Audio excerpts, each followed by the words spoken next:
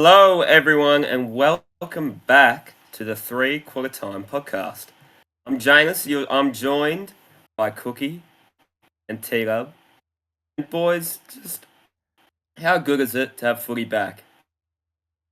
Isn't It it? is sensational, Janus. It's delectable. 9 games of It is. footy. 9 games of Some- footy. It actually started with a bang, some good games, some blowouts though.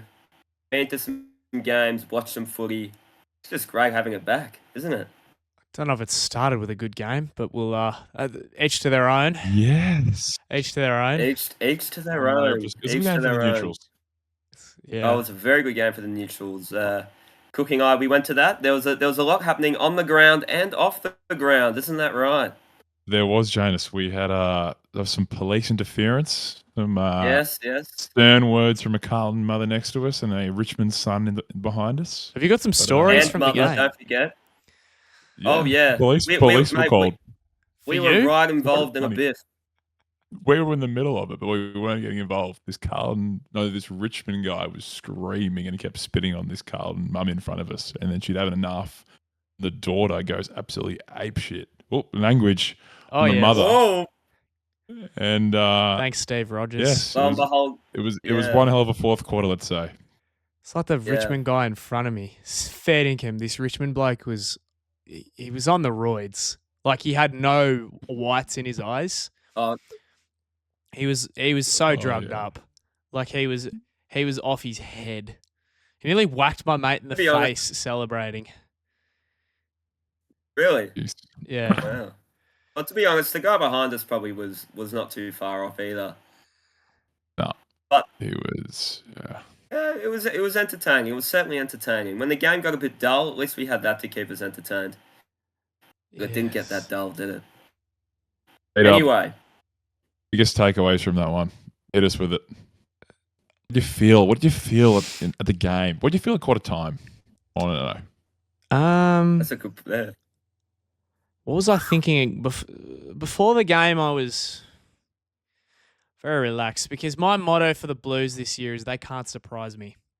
They ripped my heart out in 2022, gave me the most euphoric 6 months of my sporting following life in 2023, and then gave me some of my greatest memories last year and then ripped my heart out again. So they can't surprise me. Look, I don't want to sound like a knob and sound like, oh, yeah, I'm not surprised they lose. Of course I'm surprised they lost. But, like, I'm not in the same way. Like, I wasn't, at the game, I wasn't angry. I wasn't, like, ropeable. I wasn't, like, clinically depressed. I wasn't euphoric when we were kicking goals. I was just like, yeah, we just lost. Now, to those out there who are listening to this, that might be like, oh, that's quite a holistic, like, good way to look at footy. But anyone who knows me close probably isn't going to believe the words that have just come out of my mouth because they've seen and heard some of the great tirades I've delivered to Carlton over the years, especially when we lose to rivals. But I guess the initial emotion when the final siren rang was just like, oh my goodness, like what just happened? Like not even as a Carlton supporter, just as a footy lover. Although I've questioned my identity One of those of late, but moments. that's a separate incident. Just like what just happened? What have I just watched? Like and in a funny Listen, way, I was walking out of the game and I was like, damn. Although my team was on the wrong end of the stick here, I'm very privileged to be at one of the biggest upsets in the history of the game. It was pretty cool to watch that unfold. And I'm a Yeah. Carlton supporter. But I when, shouldn't be saying that. yeah. When the siren sounded and me and Liam got up to leave, I said to him, I actually reckon that was one of the best games I've ever been to. You have a very low bar. Yeah. It was a hell of a 41 game points. as a neutral It supporter. was a hell of a game. The pressure, Richmond just turned it on. They just turned it on. It was very good to watch. It felt like the footy Um, season officially got kicked off that Yeah. night. Yeah. I didn't really 100%. feel like opening round was anything. Yeah. I mean, Yeah, full credit to Richmond though. from a footy Absolutely. perspective, though, their pressure was off the charts. But, I mean, Carlton just lacked basic skills, especially out of the back half. I mean, if you know footy, you know who I'm talking about. I don't need to name the two players, but you know who I'm talking about. They were deplorable. And the only thing I'll say about one of them, and is the new recruit, he's very calm. He was very calm, even though he's making a lot of mistakes. But the other guy is walking around with a permanent bucket attached to his bottom to catch his crap falling out of his pants. The game plan was just too simple. Like, just kick it long and high to Mackay. And, however, that may change with Kerno coming back in the side this week, but I doubt it. But, hey, who knows? As I said, they can't surprise me. But Richmond's pressure will be, is it repeatable? Who knows? But they've got a great test subject this week when they play Port in Adelaide. Again, backs against the wall.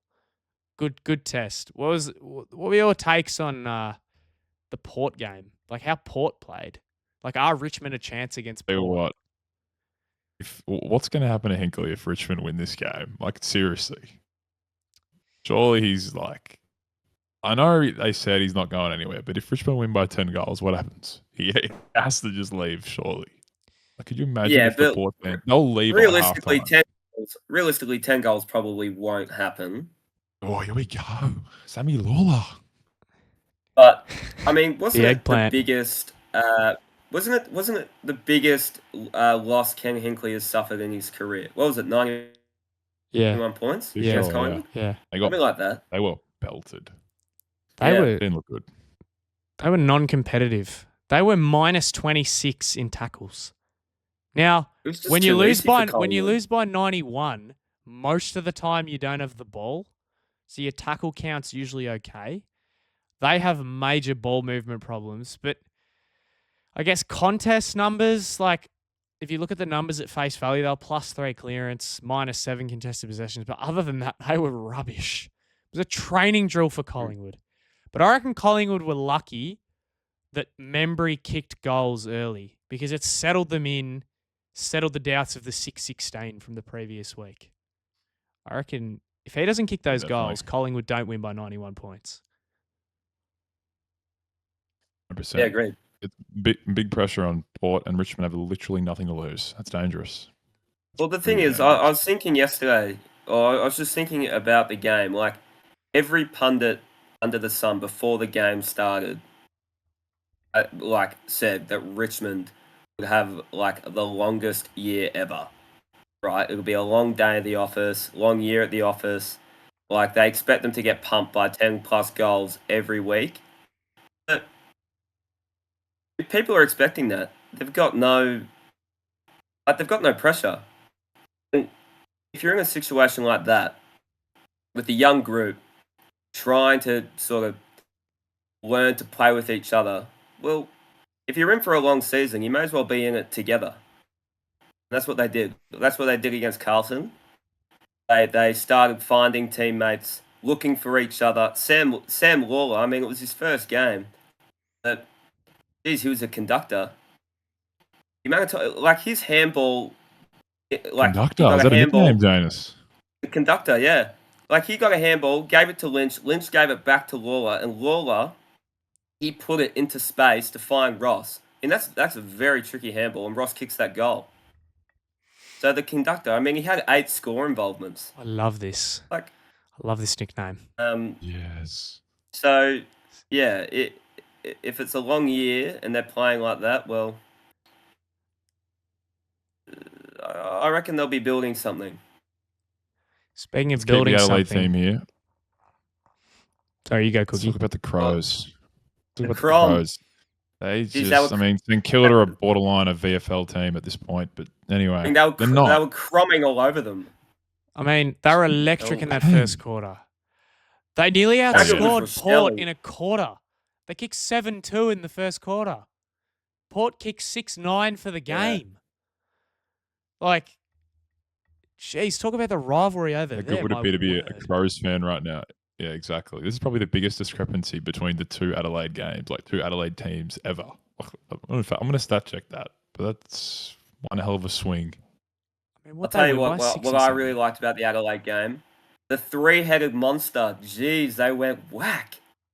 The Fog, the Till, the Tex. They were all involved. Yes. And Can they captain, my play? captain. Can all three of them play together though?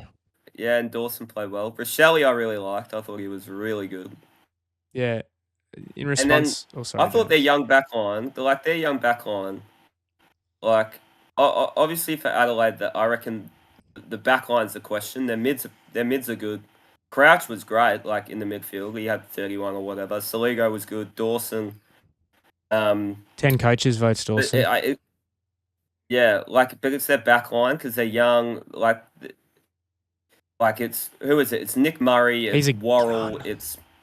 It's Michael Lange and it's Mark Keane and Mitch Hinge. So like they're like I wouldn't say they're particularly tall. They're more of a rebounding type.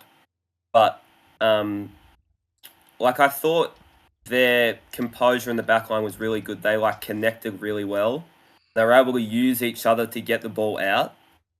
So like I thought that was a really good watch as well. Like they linked up and they were connected, which was good. I suppose that's probably a bit easier to do in a game where you win by 80 odd points. Yeah, 100%. But they've got Butts as well, remember? True. I think he just True. wasn't picked based on form. Nick Murray's a gun though. Mm. Nick Murray's a gun. Yeah. You talk about big other win. VFL sides. Fremantle. Oh yes. What from a team? We were there. For a team that's meant. I'll get you two to probably shed more light on this because you were actually there in the stands. I mean, the pressure from Geelong was off the charts, and for Fremantle, they've checked off the holiday to Geelong. All hail Murphy Reid, the new king of Perth, as opposed to that other sook from West Coast. $2 million a year, my backside. Yes. Jeez, when we talk about West Coast a bit later, I've got some words to say about Harley Reid. It'll probably get me in trouble. But yes, I'll start with Cookie to get the unbiased view. What were your thoughts on this game? Phenomenal. Look, I hadn't been to the Cattery in a good 07. That's a tell long you what. stretch. That's a long time. I'm actually not away. even joking. I remember like a Geelong Adelaide game there, like a long time ago. My dad's a Geelong fan, and I remember walking across Contiune Park and going to him. Anyway, let's not talk about those dark days, but you can see why they win there, the Cats. It's literally a prison. The boundaries from a man who only goes to the G's exclusively, the boundary lines are like, remember Norwood Oval? It reminded me of that place. I'm joking. It wasn't that bad, but it was pretty similar. But no, I tell you what, it's a good place to watch footy. And I tell you what, the Geelong fans, although it was like 37 degrees, they did turn up. And there was like when Freo were kicking the goals and Geelong needed to kick more, it was a great atmosphere. So you know what, as an unbiased view from the ground, it was beautiful. But yeah, overall Geelong way too good. Freo were abysmal besides a good 15 minutes. I mean, that's pretty much it. They have to respond this week against Sydney or serious questions going to be asked. Bannis, what do you reckon? Well, from a very one-eyed biased view, Murphy Reid, sure, he kicked 4 goals, but I think Oshing Mullen was feeling generous and he wanted to give it to him. I'm joking. He played well, but all I can say is from the first bounce, it was just Geelong's pressure that controlled the game for them. I mean, in the first quarter alone, we had 32 tackles, controlled the game. Bailey Smith played a very good game in his first game in the hoops. First game back in, was it 18 months as well? Yeah. 2 years. Yeah. As Lenka. Yeah. And like it was nice to see his nice blonde flowing locks steaming out of the middle. And then last week I said that I was interested to see how Sam De Koning would go up against Jackson in the ruck. I thought that would have been a really good battle, and one that on paper, I reckon Jackson would have favoured. He would have liked. But I reckon Contiune probably had his best game in the ruck. Yeah, I've got the stats here. He had 25 disposals, 18 hitouts, 3 clearances, 481 metres gained, and a goal. A very good goal in the last quarter. It was just a team first sort of game. The defense was pretty rock solid, apart from the 15-minute third quarter, which will give me nightmares and really did traumatize me into our middle part of the year. You could call it. Yeah, he was loving Call it a purple patch. Oh, yeah, you could. Yes, Call it a Dano end as well. We were pretty much in the Free OG squad. Yes. But Follow the Instagram, people. You'll get to see where we sit. You can come say hi. Exactly. Yeah. Good call. It was interesting to see, like, our defense is pretty good, and Jack Henry's sort of having a new role as our number one defender, because Stewart's probably spending a bit more time in the middle and rolling back. And Jack Henry's a player that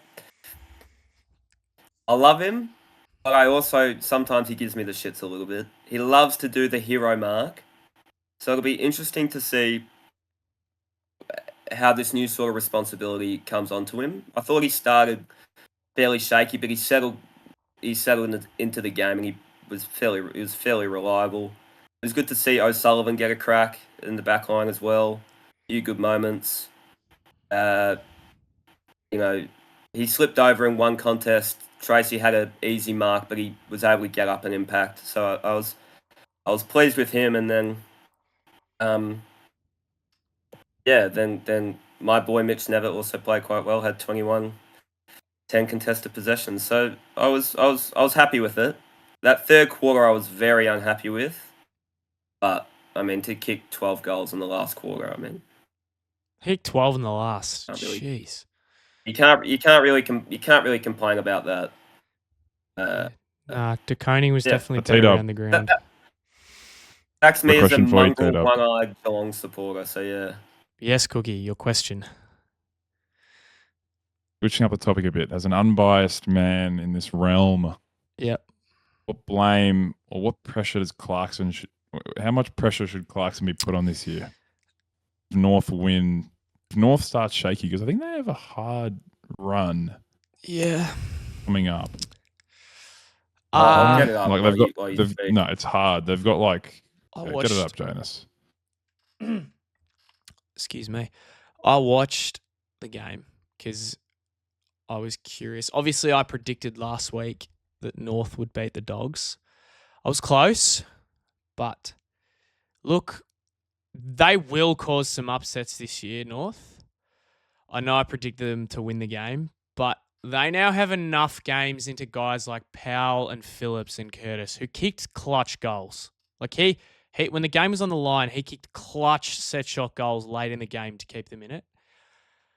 Look, they are ready to take a leap out of the bottom four, and just Darling and Parker, they look super fit.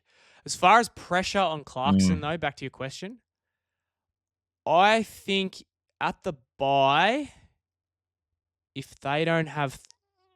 How many wins did they have last year? 3, 5?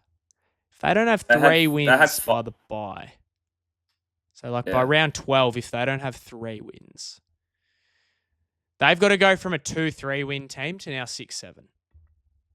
And then next year go to like 8-9. Then the year later go to like 11 or like 12 and make finals. They're probably 3 years away from finals. Like being a genuine finals team. But I mean, they've got I think the only thing with that 1 year. Yeah, the only thing with North Melbourne is it's their defence. Their midfield, I think, has built quite well. Their forwards are potent. I mean, Lucky kicked 5. Curtis kicked goal. He knows where the goals are. But they just leak. They leak. Like they'll get 100+ points kicked on them. But they can always put up like a competitive number to match it. But it's just the defense. Like two-way running. Like two-way running is a joke. Yeah, like I watched a little bit of the game. I didn't watch all of it, but in the bits I did see, like senior leaders like McDonald, he did not look good. Oh, he was not great.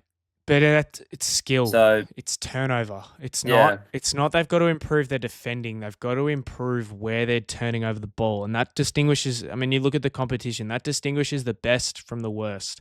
Where you turn the ball over and how you punish turnover.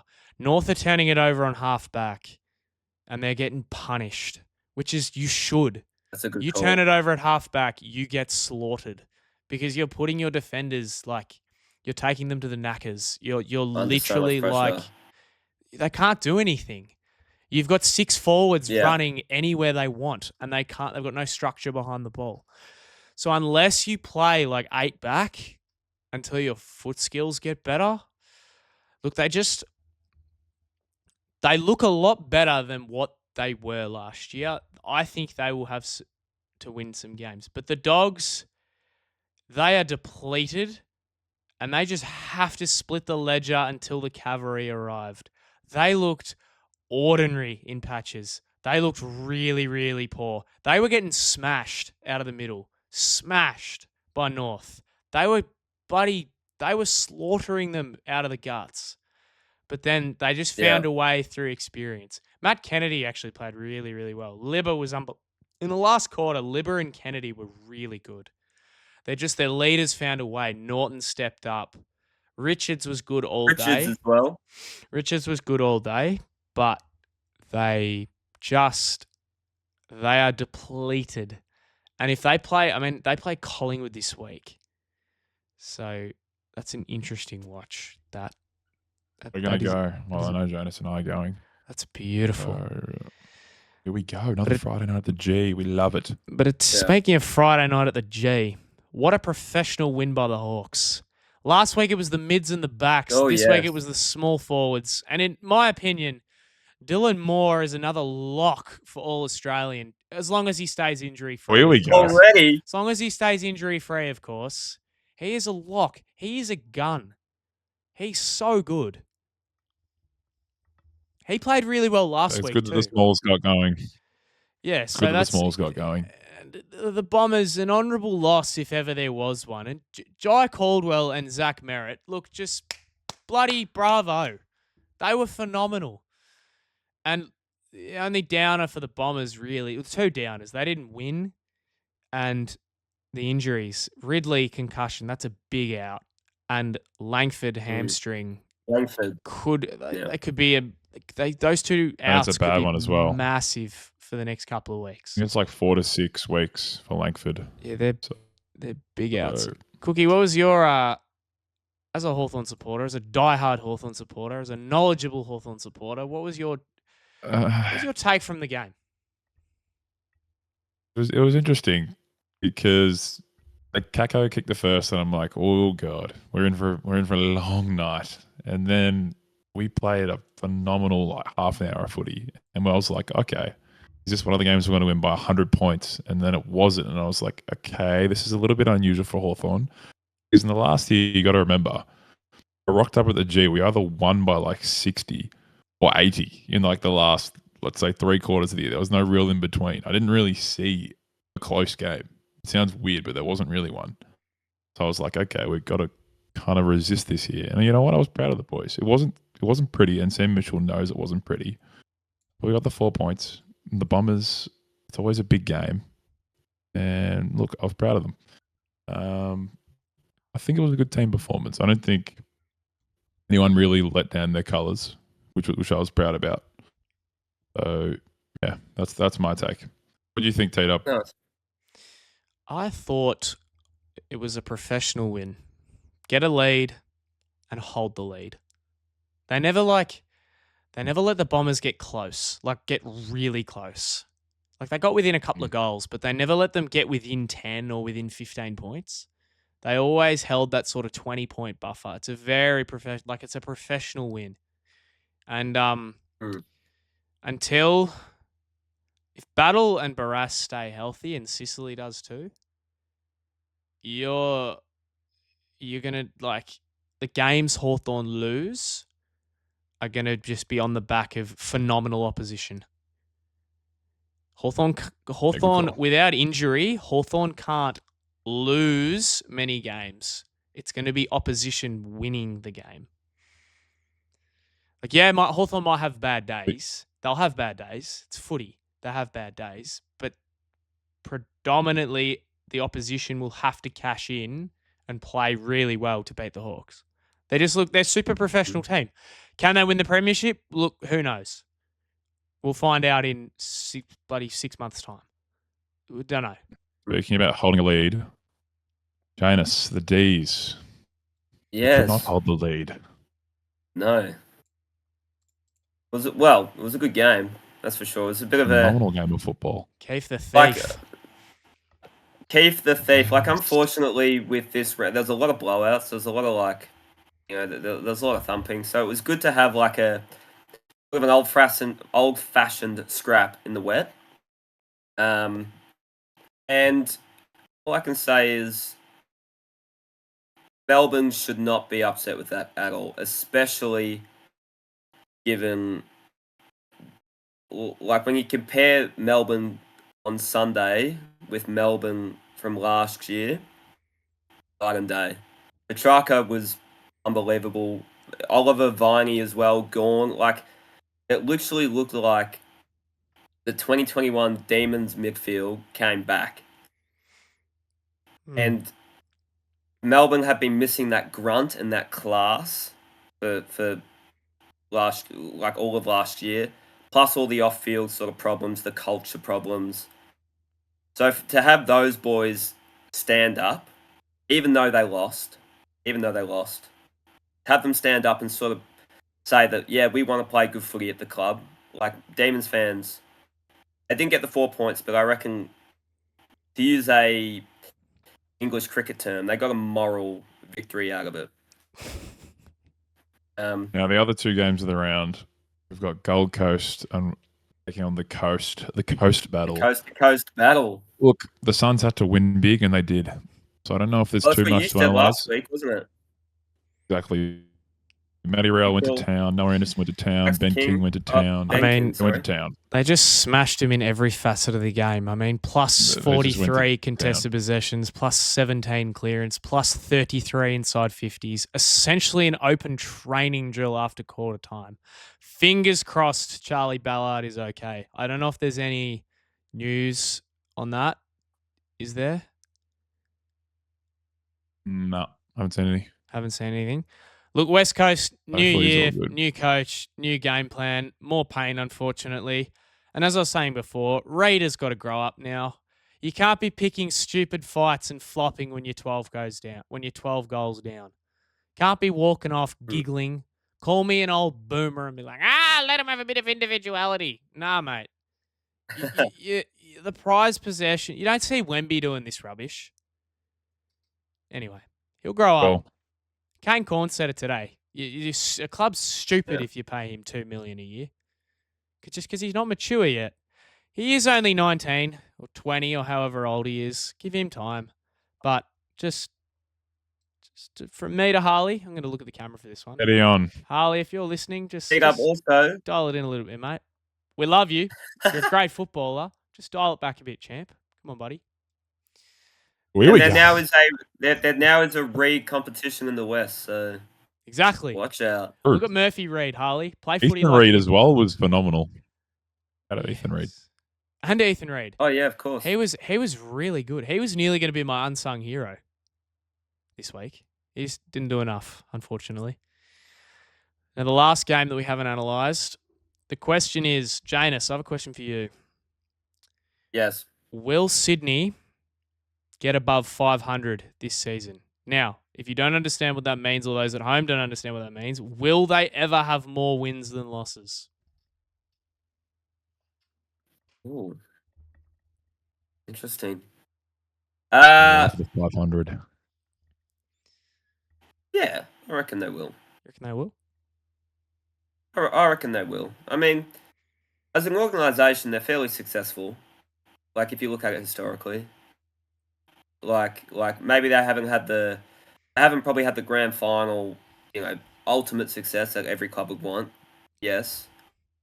But as a team that consistently competes. That I is in reckon and no. around the mark. The home and away sort of dominance, or just involvement. I reckon, yeah, of course they will. So Longmire Call was them there. as my slider. Yep. I'm sticking by it. Yeah, you were big on They're them sliding. I mean, I reckon once the pressure starts going, Warner's gonna there's gonna be a Well, lot of does talk. Warner want to leave? I don't know if he does, but there's gonna be a lot of talk. I mean, Like- But I Warner and suppose Heaney just haven't had the impact yet.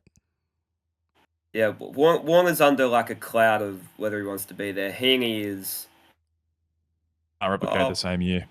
yeah, but they've lost Goulden. He's a huge out for them. He's and that's a massive out. But yeah, I had them. I also had them sliding, but will they pass 500? Will they pass more wins than losses? I think as an organisation, yeah. We got Brisbane, their last team. Gutsy performance. We don't expect that, but at the same time, we do. They just won the flag. I expect art and guts, and that's exactly what they did. So full credit to Brisbane. They gutsed out a I think win. it's going against the recent trend as well of premiership teams in the year after. They just have confidence and they just know how to win, even with an injury cloud having over them. But just on one of their players, Ashcroft is a gun. And I'm talking about Will. I'm talking about Levi. Here we go. He's a gun. He's a bona fide. Mate. The game was on the line. He goes and has 10 in the last.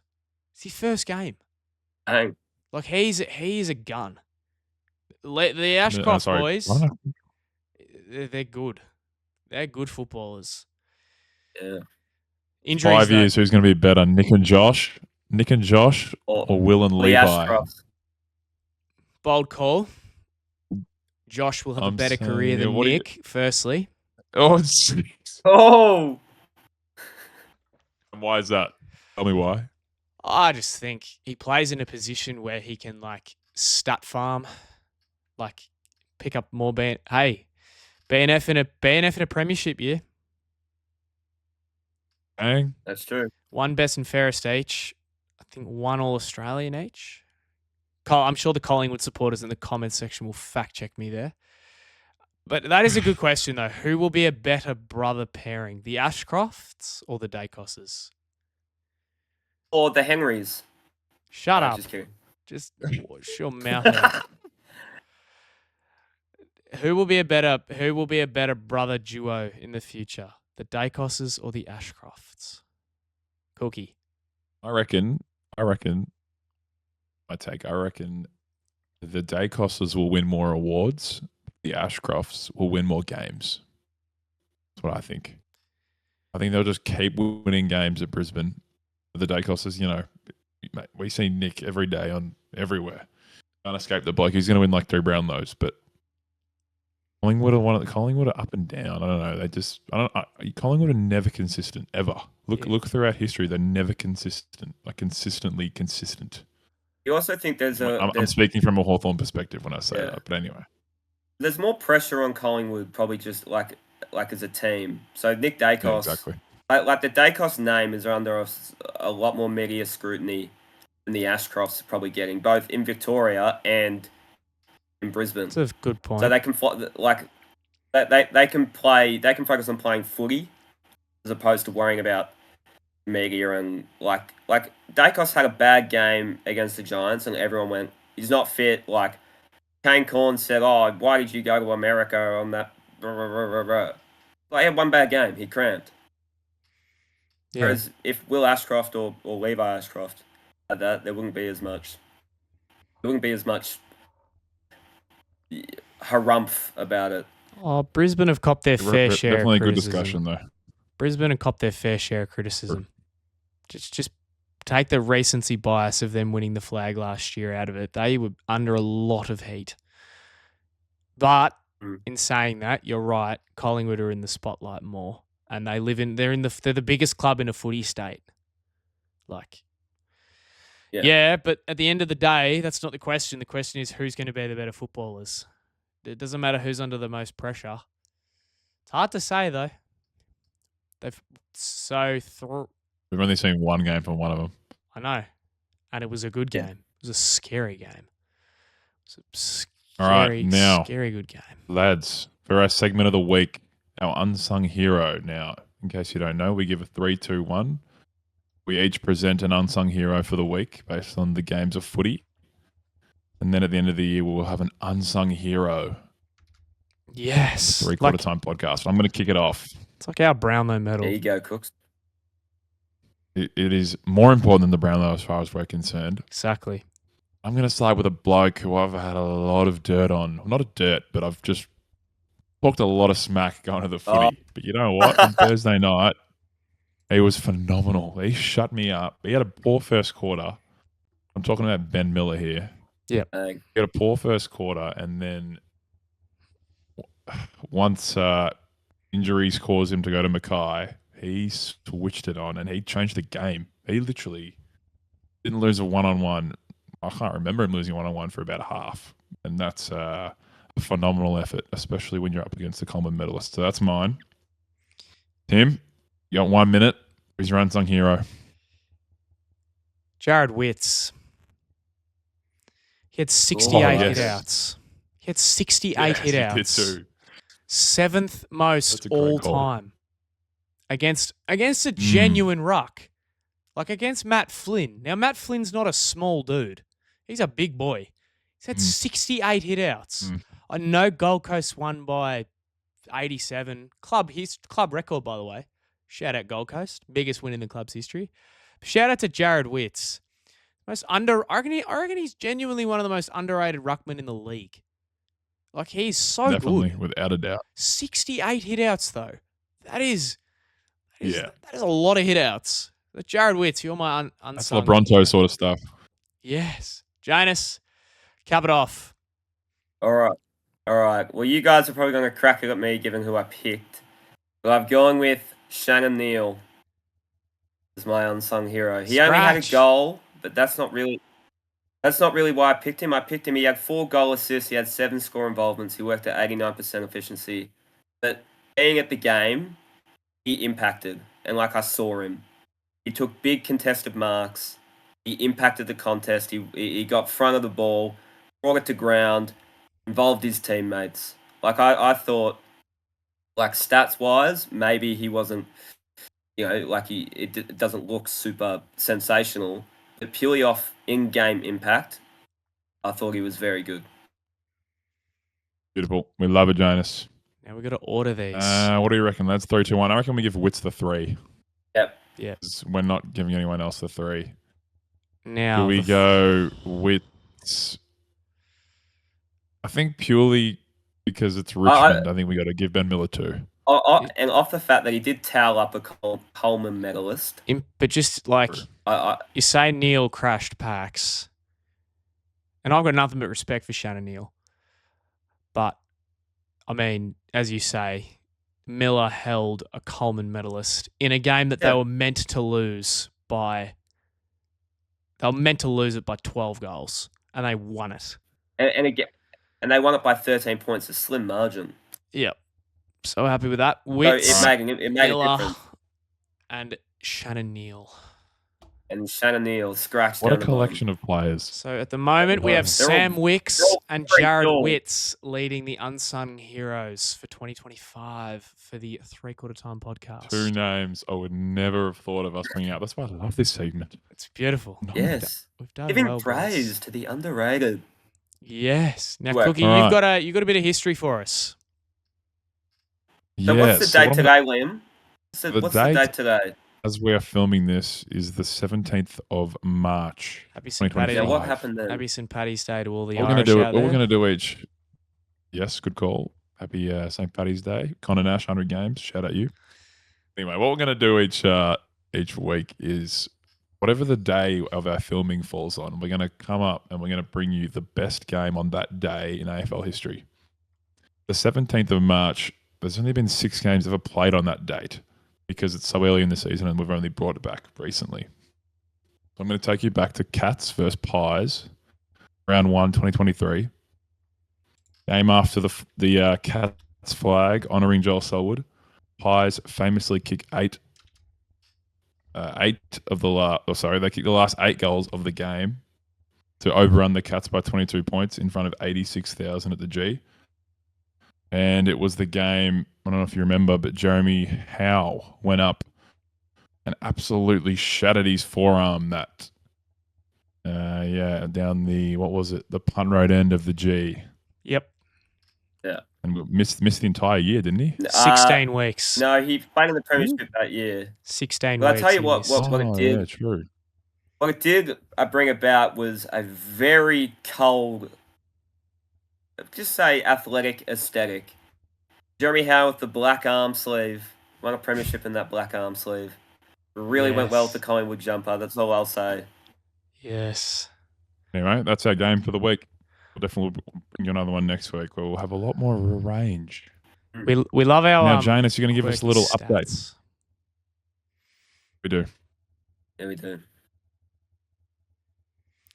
Janus, you've got an Janus. update Yes. for us. Hit us with the global sport update. Yeah, so I'm going to take us across to Old England, across to Wembley, where last night, or this morning, Newcastle played Liverpool in the Carabao Cup final. Liverpool, obviously in the spotlight. They've recently been knocked out of the Champions League. They're leading the Premier League right now, but Newcastle, they beat them, and they won their first domestic trophy since 1955. So that's a 70-year wait for silverware for the Newcastle Magpies. It's beautiful. And honestly, they deserve the win. They're rogue. They beat Nottingham Forest on penalties. They are having a sensational season in the Prem. They beat Chelsea. They beat Arsenal 4-0 on aggregate, so they thumped them. And as a West Ham fan, I don't really like Newcastle, especially after last year when they beat us 4-3 after we were up 3-1. Harvey Barnes took the piss. Anyway, but all I can say is credit to Newcastle and all the Newcastle fans in the comments. It's a very good time to be a Newcastle supporter. You've had trophy success. You've got good players like Isak. You've got Gordon. And now you're well in the hunt for Champions League or Europe at the end of the year. And some unsung heroes of the Newcastle team, Dan Burn and Livramento, they're getting their England call-ups. So Newcastle's having a bit of a restoration recently. We like it, Janus. Respect to Newcastle. Well done. We love the update. Now, Liam or Cookie, you have got a bit some updates, a bit more closer to home, a bit more Australian, don't you? Do. Before I unload on my watch of the week, T-Dub, Yes. we've had some big news in the athletics. Yes, to all the runners out there, you'll be familiar with. Now, apologies if I mispronounce this. Gout or Gwat, I'm not sure how to pronounce his name. Claimed another slice of sprinting history, being the first Australian to run 200 meters in less than 20 seconds. This 17-year-old prodigy ran a 19.98 and is... Oh, that's quick. Although the time is unofficial due to a 3.6 kilometer an hour tailwind or something, he demolished the field, like minced them, winning by 2.12 seconds. And that was ahead of second. So it's an amazing performance. And hopefully he probably won't get to, what's next, LA? Oh, he might get to LA in 28, but hopefully Brisbane 32. Might. But anyway, as Janus was saying, keeping in the Australian theme, Cookie's got a bit of basketball for us. Yeah, to the Melburnians out there, we've had a massive win. What was it, Sunday night? United. Yep. So it's 1-1 in the series. They go back to Illawarra for game 3. down in the last, and then Delhi, Matthew Dellavedova, if you're unfamiliar, ex-Cleveland Cavalier, inspires the United to on a 20-4 run, beat the Hawks by 6 points in Game 3, with now Game 4 on this Wednesday. If we win that, we win it all. So best of luck to the United. Make sure everyone gets on them. There's no footy on a Wednesday night, so everyone needs to be exactly. Get around them. So we need to get on. We need to exactly. So with a bit of Delhi, I got some fun facts about Delhi for us. From Maryborough, undrafted in the 2013 NBA draft. Delhi is a massive Pies fan. Ooh. The basketball stadium in Maryborough was renamed the Delhi Dome after he won the NBA championship with Cleveland. That's beautiful. There you go, a bit of Delhi history. We love Delhi. He's just one of those blokes who just epitomizes an Australian.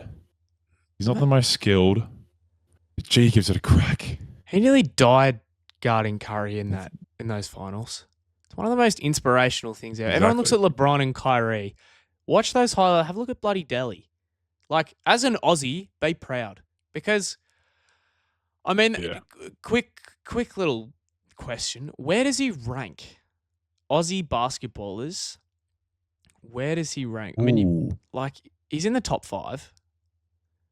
But where does he slot? The fact that he has a chip makes him definitely top 5. I mean, we've got the heroes like the Bulls team, like Luke Longley. Like Longley, yeah. But He's he's the there as pioneer of Australian basketball. Like, really. I mean, then there's Gaze.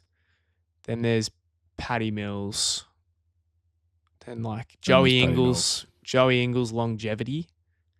I think he's above Joe Ingles and below Paddy Mills. Yeah. If we're talking new. Yeah. But you're right. Giddy could eclipse them all. No one in America will forget about Delhi. No, he is 100%. No one will forget about Delhi. No. Now, to conclude the podcast. Yes. Janus, hit us with your one watch this week as we go round 2 of the AFL season. All right.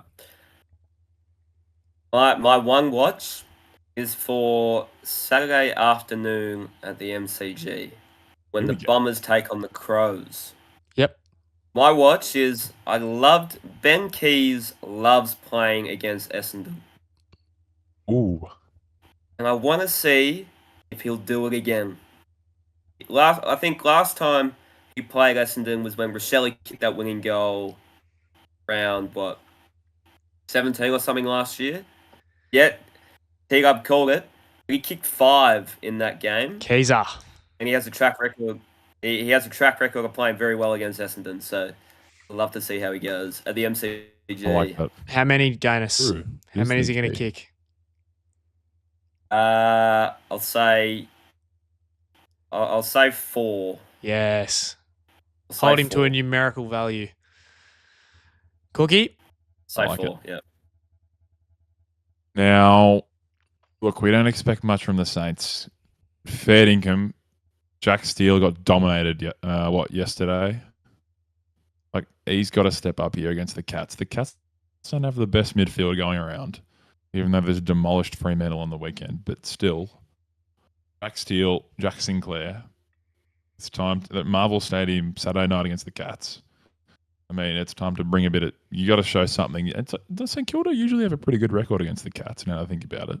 It's usually a danger game for us. Strangely. Yeah, so you know what? Up the Saints.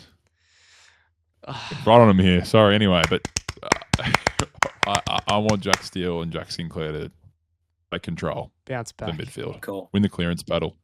Yep. Good call. Get up. Finish us off. Sydney 0-3.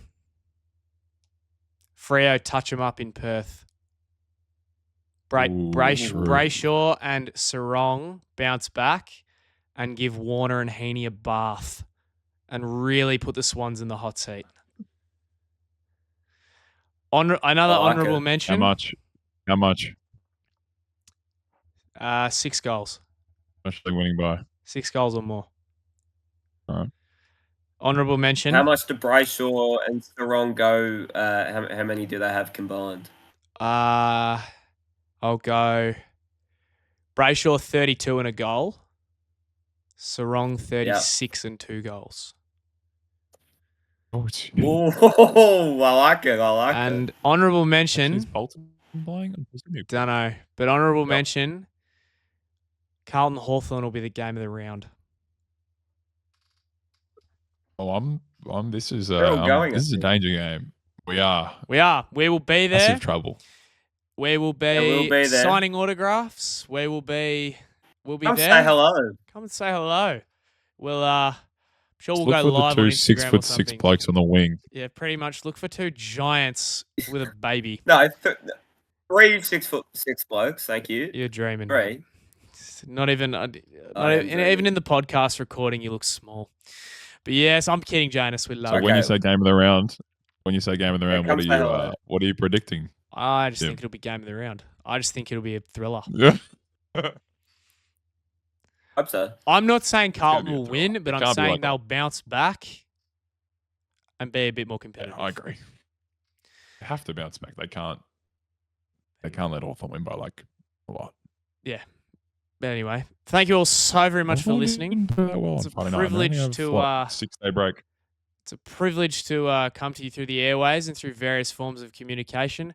Thank you to all those that have followed and subscribed on the various platforms. We really appreciate it. We're just, at the end of the day, we're just 3 blokes who love footy. Now go out there, have a crack, have a big last quarter, everyone. Enjoy the week. Thanks for listening. We'll see you next week. Hope your team wins. See you, boys.